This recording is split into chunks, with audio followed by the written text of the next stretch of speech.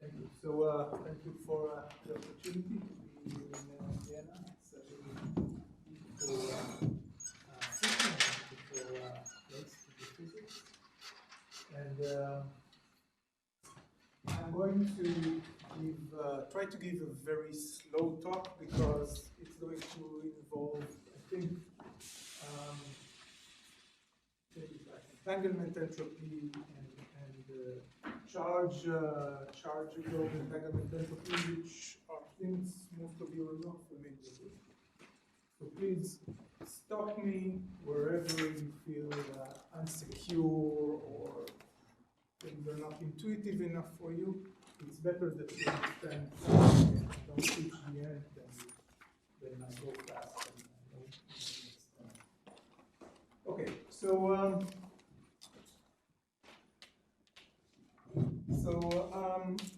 let me start by giving a very broad overview of what we're going to have here. So this work really splits into two parts, which are very connected, but I learned that they are connected only very recently.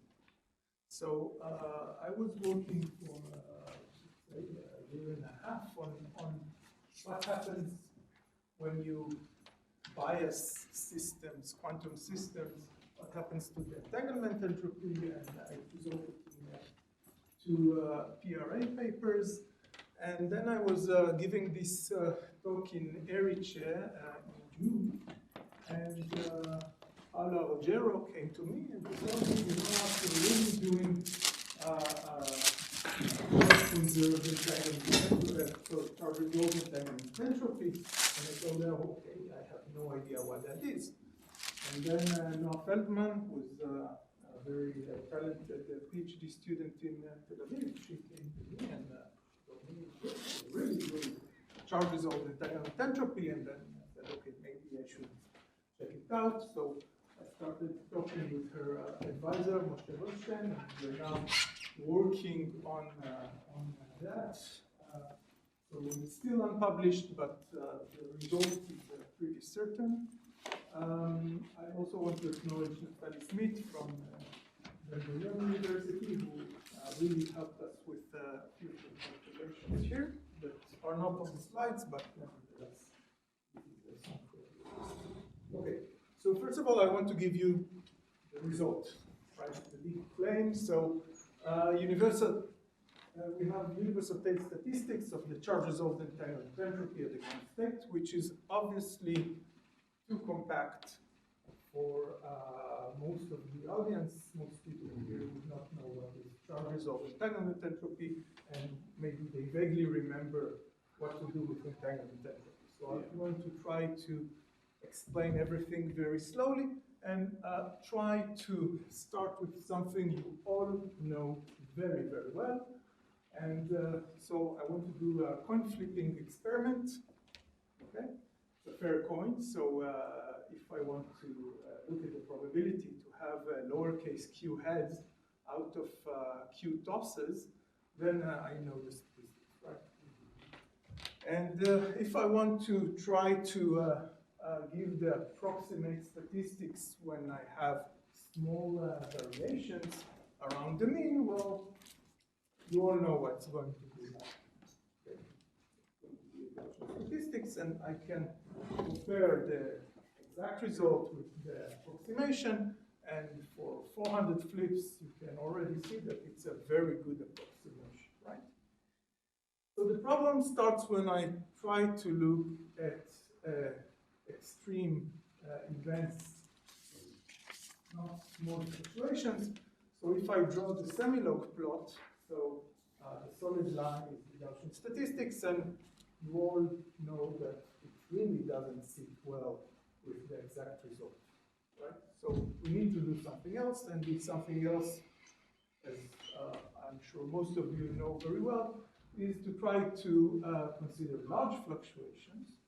So I want to rescale q, lowercase q over the number of flips. And then I can write large deviation function statistics, where this f you can think about it as just an entropy term, right? So we have this constant log x plus 1 minus x log 1 minus x, right? So this is probably familiar to many of you. Satya Majumdar and Greg Rochelle have a very nice pedagogical paper about this, and they go to much higher Q than me, and you can see the fit works rather well. They go to Q equals 5,000, and then the fit is really good. Okay, so large deviation function helps us to capture details, but you see it's working rather well all across the board. Okay, so what I want you to remember from that example is what happens at the extreme tail, right? So it doesn't matter if I go to x equals to 0 or to x equals to 1, right? So let's go to x asymptotically going to 0, and then you can see there is some constant, and this constant will change if, for example, I have an unfair coin, right? So it will not be lost. But what will not change is this x log x. Okay, so this is the leading order. And what I want to, okay, so I can play this, this thing to isolate the x log x. And what I want to say is that this x log x will appear again when we're talking about quantum systems, and we will have some charge conservation. Okay, so we will see that. Okay, so now I need to remind you a few things about the entanglement entropy, and first of all, since we are in the Erwin Schrödinger Institute, I thought that I would like to include this quote from him. So he made this quote a bit after the EPR paper, and said, okay, entanglement is the characteristic trait of quantum mechanics. So without entanglement, we really wouldn't need quantum mechanics. We could have fitted classical theory to match the behavior. So entanglement is really, really the important thing that we want to look at. Okay, so let's start with something very simple. We have a bipartite system, which just means I have a system that part of it I call A, the second part I call B. So I have a Hamiltonian. And it could be a very general Hamiltonian, but at least it should have some interactions between the system, otherwise it would be boring, right? So let's say that we can calculate the ground state here. So it's a closed system.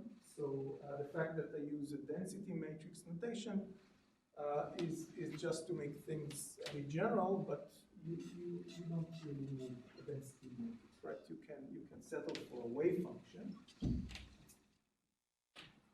And let's say that I would like to quantify the amount of quantum correlations or quantum information between these two systems. So what suggestions could you have for that? I guess is only one, right? So for most people not in the business of quantum information, they will not suggest other things. However, there are other suggestions. I will not go deep into that. There are many ways to quantify entanglement. And the reason is that it depends what you want to do with it.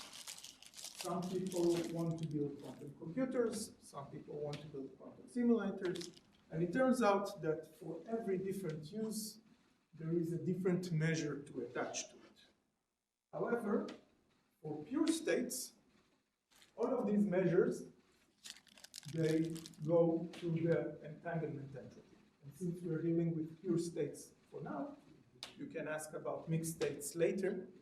We will only talk about the von Neumann entanglement entropy.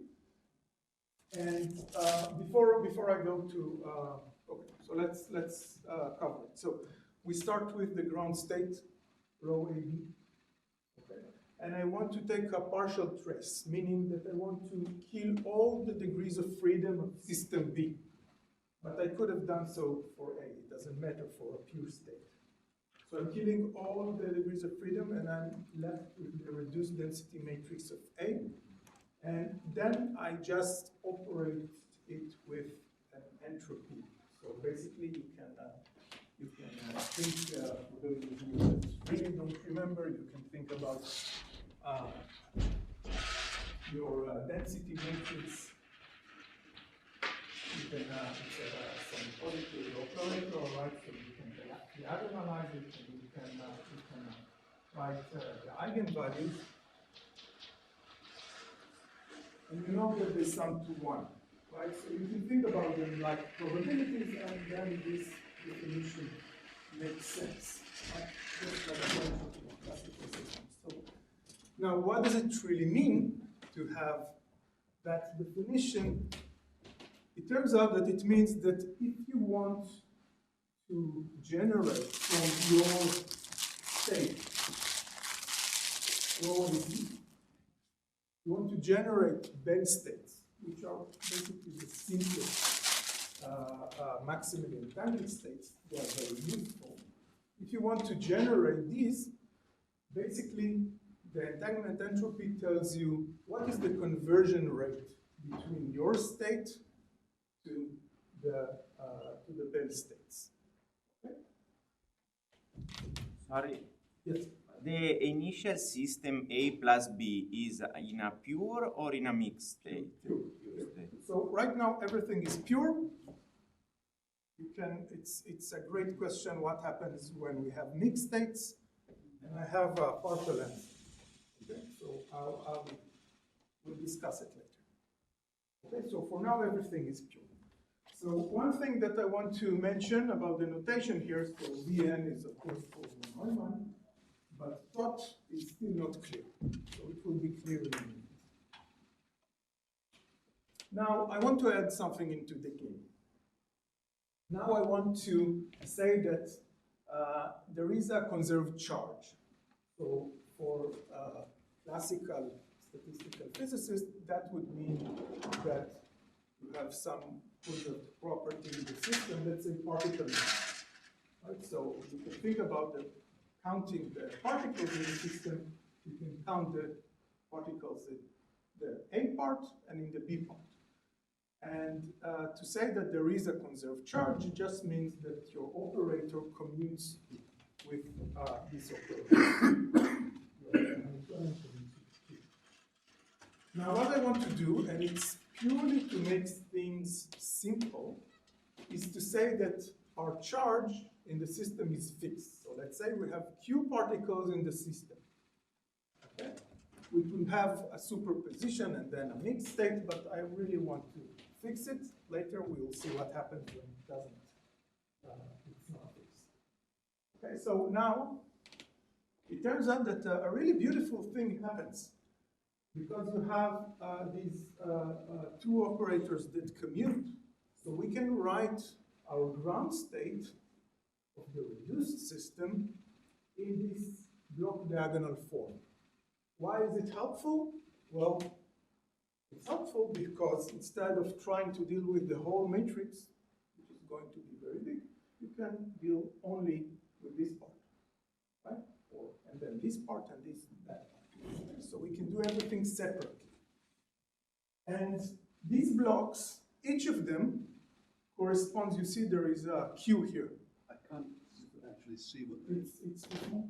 Yeah. So each part has some PQ and rho Q.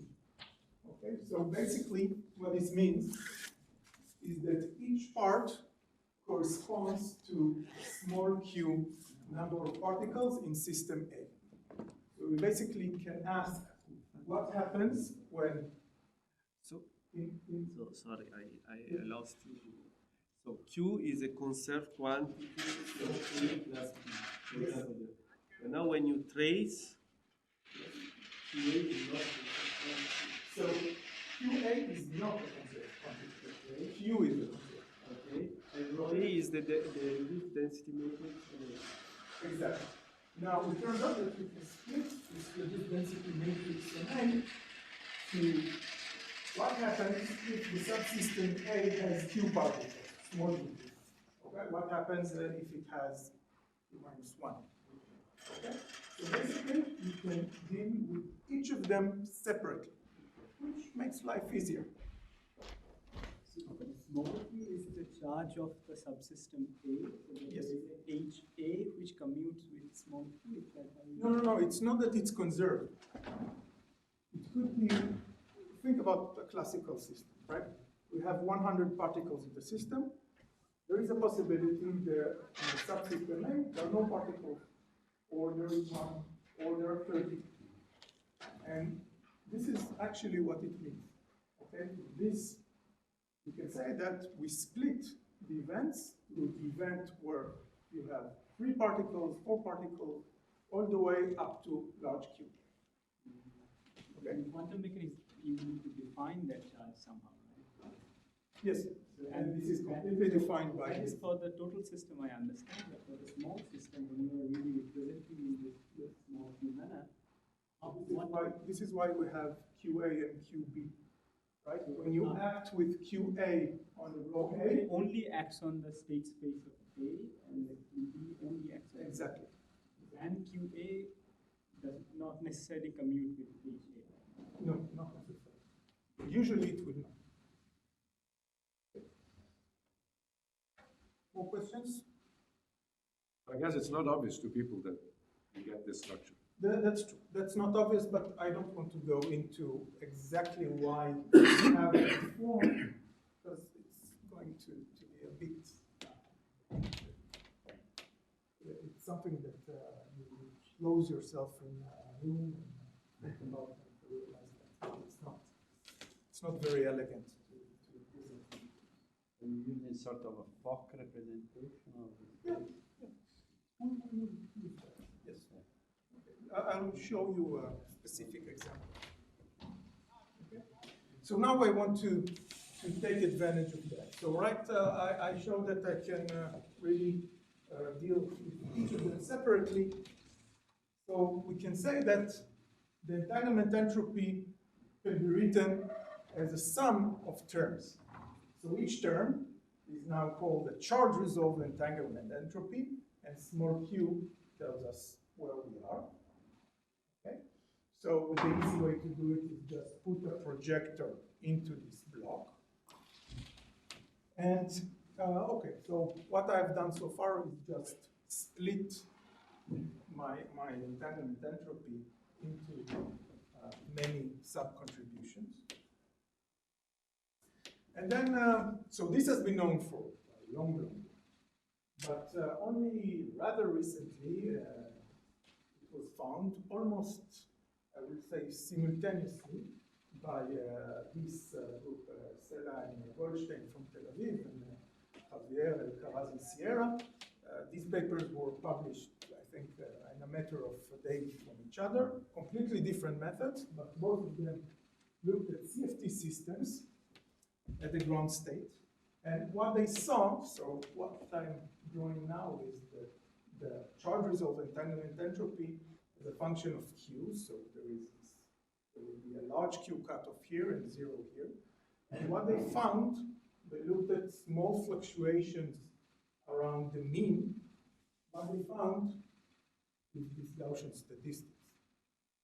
And later on, this group with Bezi, Poggiello, Signori, they really put all of that results in a very nice way. Yes, please, you have a question? It's a question. So the scaling laws that So it doesn't sum to 1, right? It's not a probability. So there is no reason it's going to sum to 1. And in fact, you can, if do you know the area law? I was referring exactly to that scaling of the So last. sigma is going to scale like log n, log of the system size. It does have the correction, logarithmic correction, and then what Because happens it's to a CFT system. and what happens to that Virasoro charge? Is there something It's to there. do with? Yeah, it's there. Yeah. but for me, I don't care too much about that. So I'm just saying that there is here something in CFT systems. It turns out that when people looked, when you break a bit CFT, it's still there. And sometimes when you take the system out of equilibrium, it's not there. So you go to a steady state non-equilibrium, and then the statistics change. Okay? Exactly when, exactly how, it's still not clear. Okay, so we have only a proof for CFT systems. Yeah. Now, in this definition, the PQs you had there is now defined into the. Yes, so the PQs are. Because there are two different things. So there is the probability of finding Q particles and then the entropy within this. Exactly. So the distribution comes from the probability. Yes, the distribution comes from the probability. That's correct. Okay. So if you will remind me at the end, I will mention it again and explain a bit more clearly.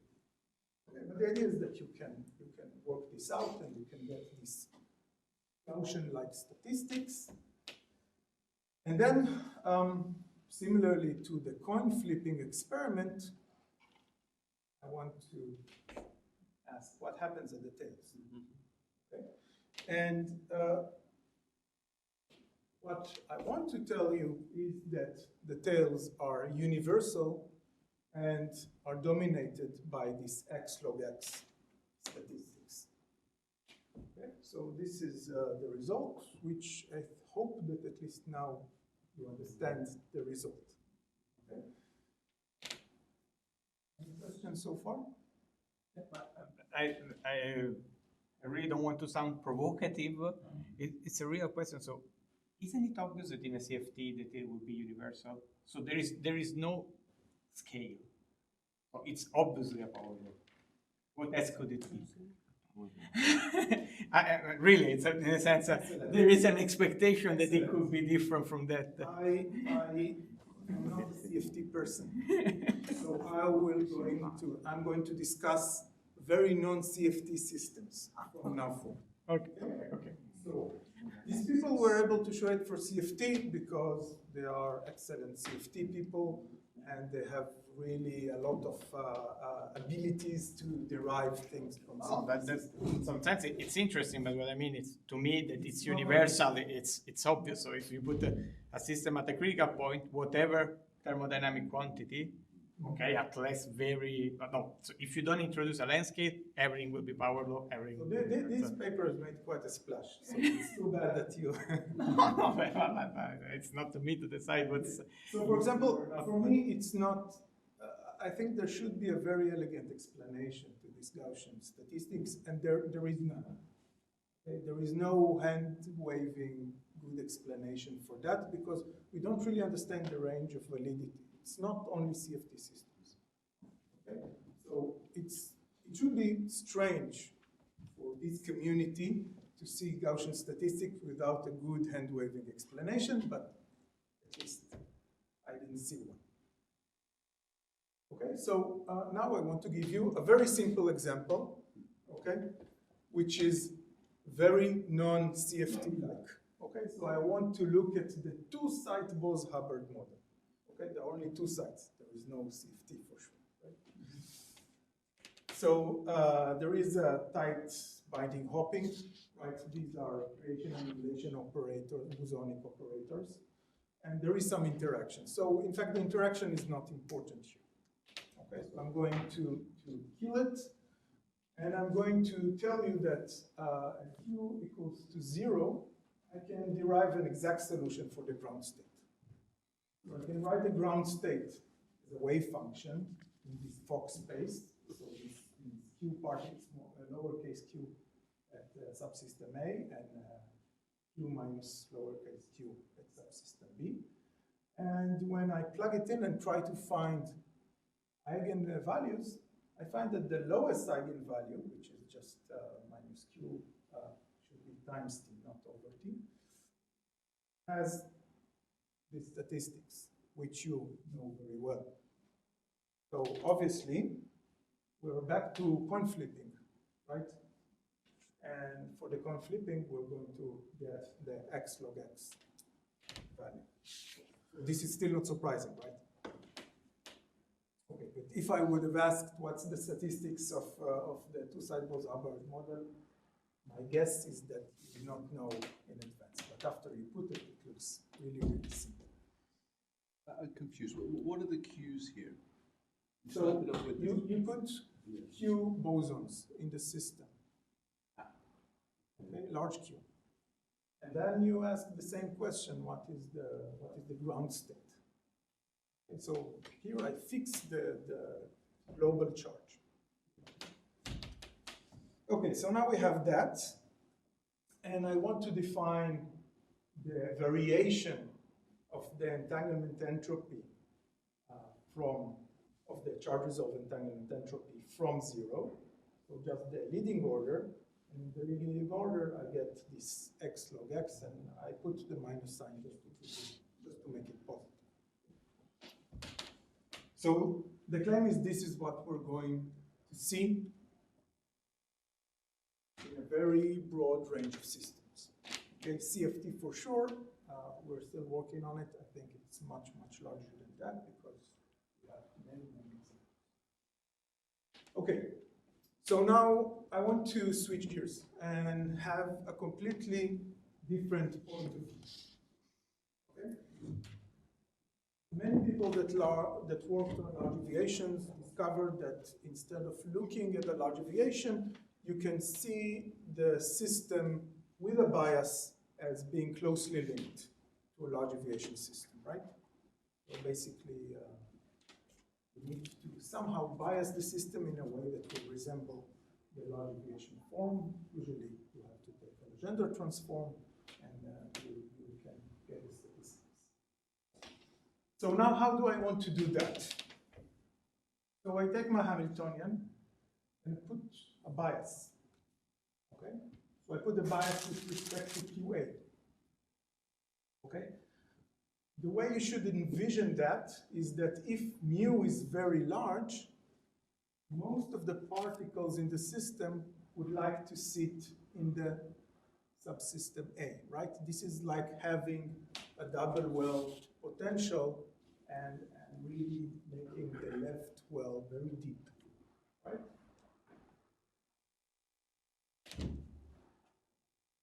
So what I'm doing here is basically making the system B very dilute in the number of particles.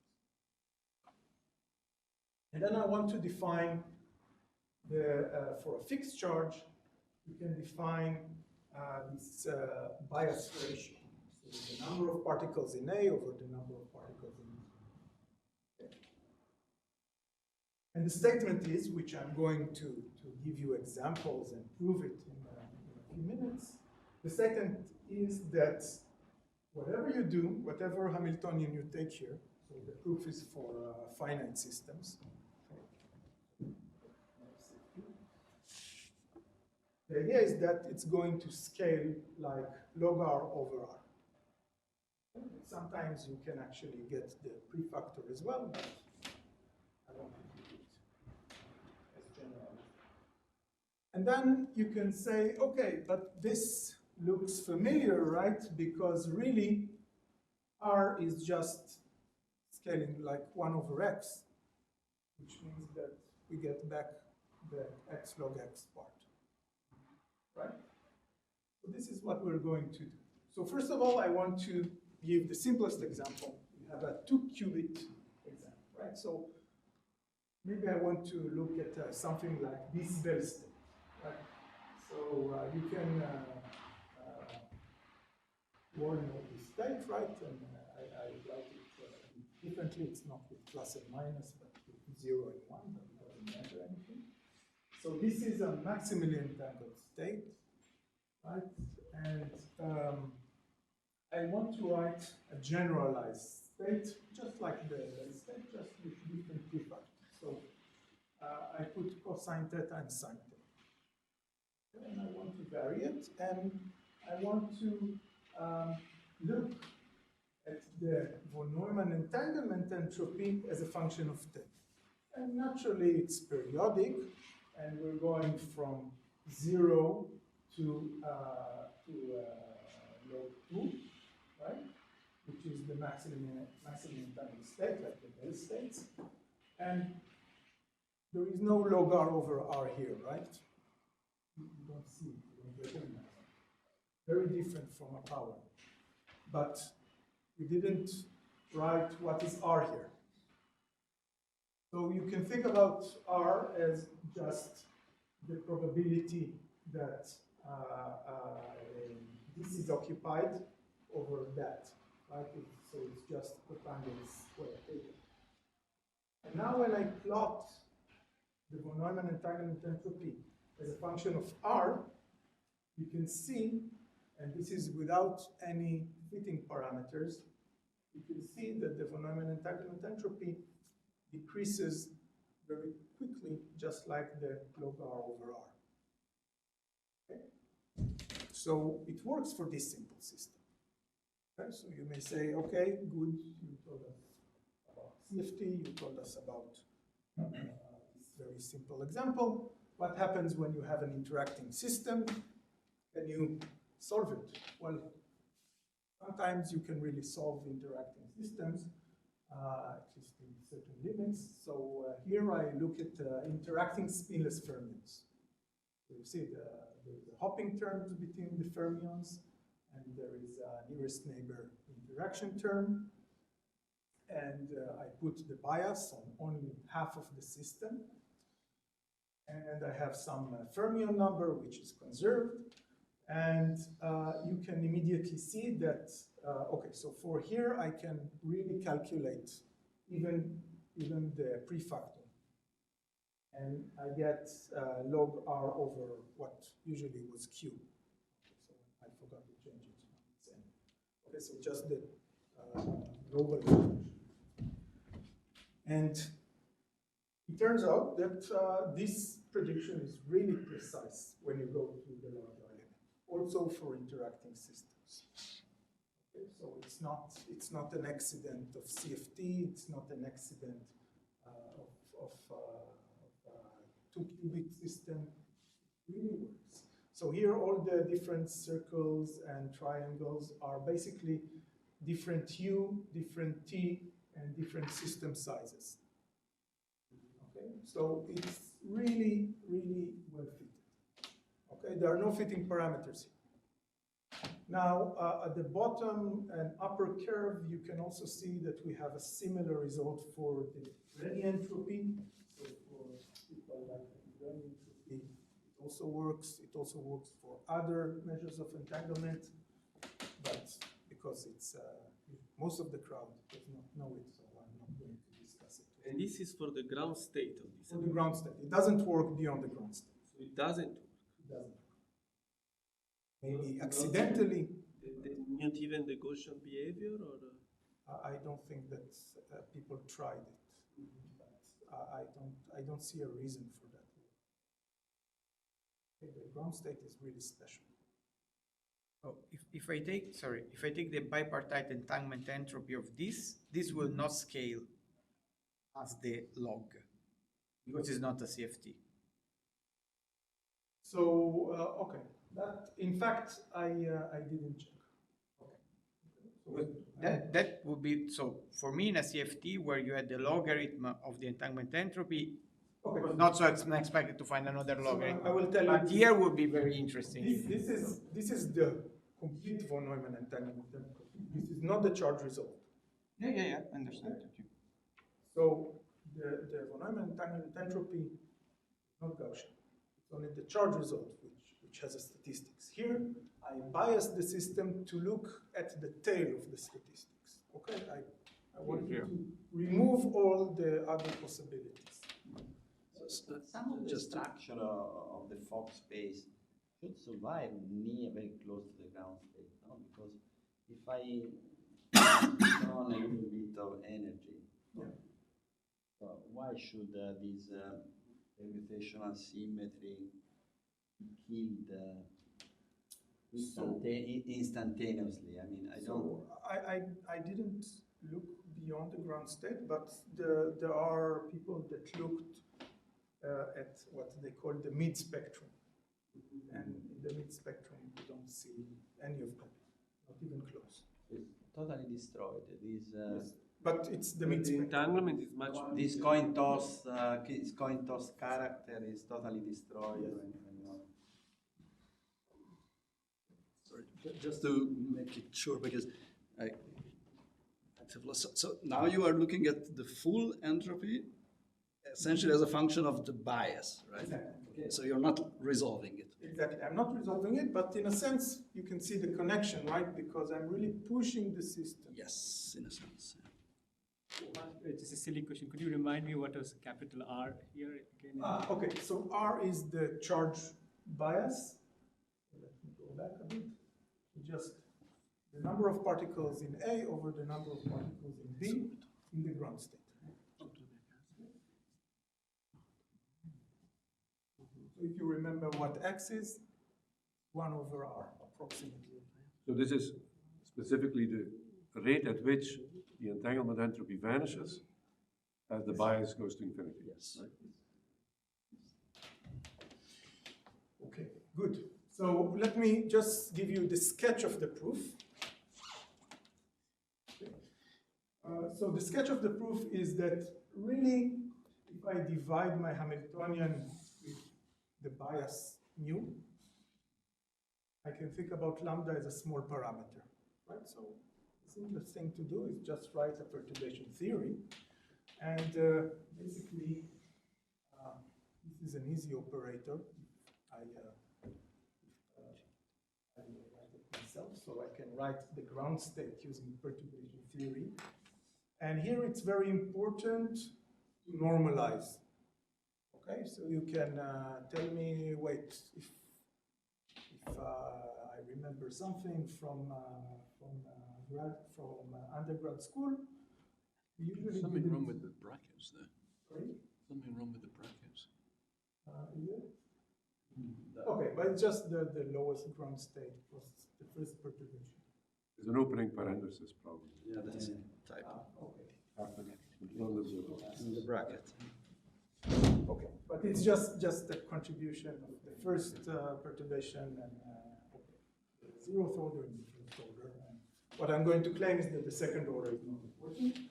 And I want to stress that we need to keep normalization because later we're going to calculate the entanglement entropy and you have to put normalized states to the entanglement entropy. So now let's assume that this thing is what happens when we are infinitely biased, meaning that all the particles go to system A and there is nothing in system B. So I can write it in this form. So this just tells me that this is some eigenstate of QA with Q particles, and here there is nothing. Okay? So since we have only a single conserved charge in the system, this is just a vacuum state. There is nothing there. So it's, there is only one way to write it. And now I can, okay, so I put that aside, and I say, okay, usually I can write whatever G1 is, the first perturbation, in a Fock space. So again, these are, this is the Schmidt decomposition, and you can show that you can write it.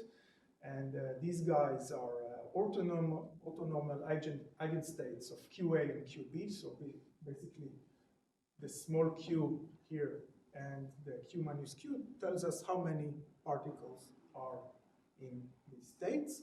And the I mark from for degeneracy, right? There are multiple ways to have Q particles in the subsystem. Now, the important part to notice here is that G1 and G0 are orthogonal. This is a basic fact from perturbation theory. And it turns out that you can see that if these guys are orthogonal, this guy and each of these are orthogonal at the same point here. Okay, so they are really, really different. They are orthogonal to each other. And from this fact, you can, okay, so before using the fact, you can calculate R.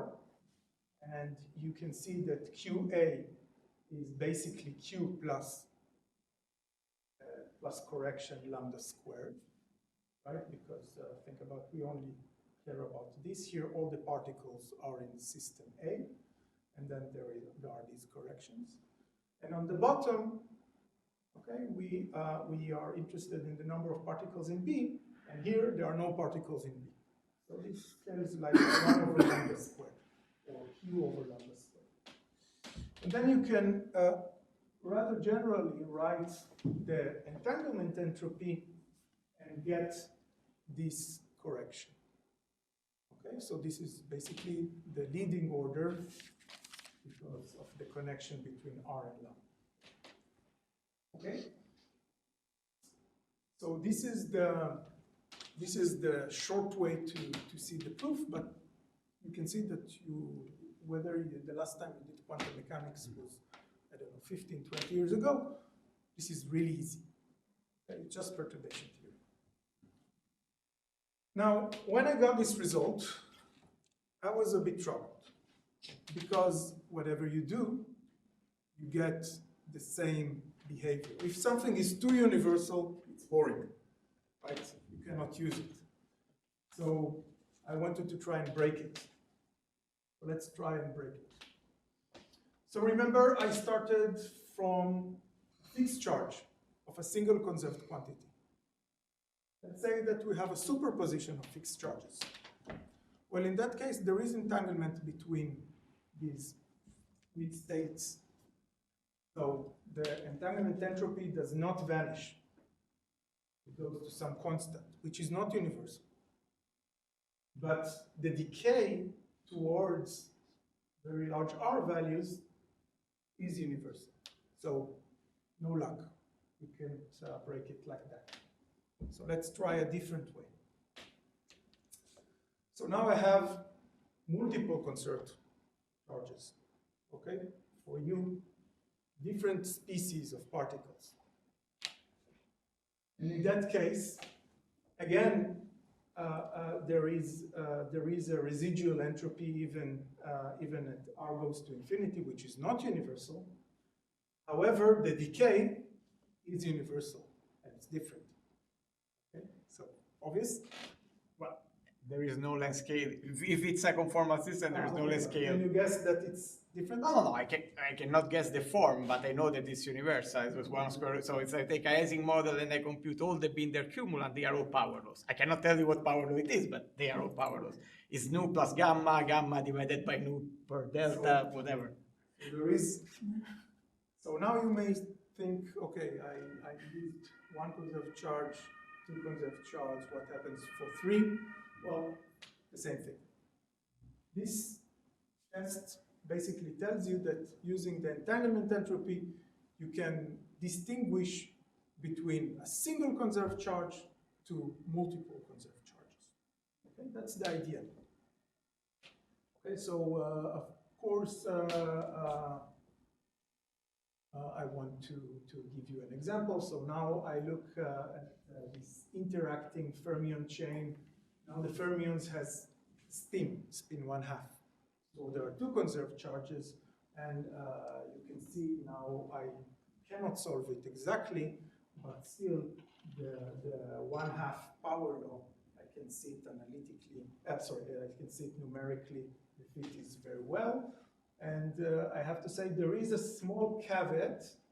There could be very unique points where it goes back to log R over R. And you see the explanation, just go to the paper because the proof is not as intuitive as what we have so far. Okay, but PE stand for? Sorry, this is the von Neumann. I forgot to switch it. It's just the von Neumann. August entanglement. Yeah, it's just the entanglement. Okay. Got you. Sorry. It was a mix of several slides. Okay, so just to sum it up, for a single conserved quantity, we saw that the highly biased system goes like log R over R, and for multiple conserved quantities, there is a different universality. It goes like 1 over square root of R, and unless there is some unique point, but the chances of you falling on this point is really a zero measure. What can we do with it? So the thing I like the most is actually this is the ability to detect hidden conserved quantities. If you think you have only one, you can go and test it, and maybe there is another one hiding, and it's going to tell you that there is, or there isn't, right? Another rather nice thing is usually when you have the entanglement entropy, it's a measure, but it doesn't tell you much about the system. So here, if you know how many particles you have in both boxes, and you can measure the entanglement entropy, you can really infer something about displacement between the particles. Or vice versa, if you know something about box A and the entanglement entropy, you know the whole number of particles in the box. Okay, so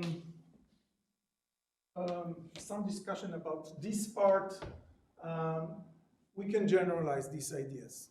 So we heard from Rafael yesterday a talk about open quantum systems. Open quantum systems, usually you don't have pure states, you have mixed states. So in mixed states, the von Neumann entanglement entropy is not going to tell you about the entanglement. You need other measures. And then you go out and test these other measures, and you realize that you have the same, so you have universal power laws, just like we have here. There are different power laws depending on the test, okay? But they remain the same. So, but what is your good definition for a mixed state of? Okay, so for a mixed state, what I used is the logarithmic negativity.